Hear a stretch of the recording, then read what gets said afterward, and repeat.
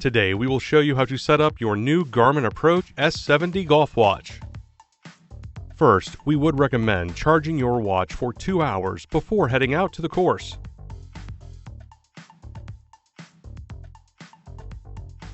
Your Approach S70 will already have the golf activity as a favorite. To open other activities, tap the icon on the bottom or swipe up. Your watch will already have a preset list of activities to choose from. However, you can always scroll to the bottom of the list and select Edit to add additional activities. To open an activity, tap it, then press the action button to start the activity. To begin a round of golf, select Play Golf.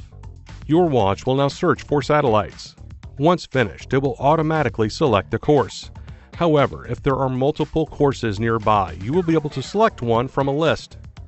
Then select how many holes you would like to play. Now you will have the option to keep score on your Approach S70. Finally, select your tee box and tee off.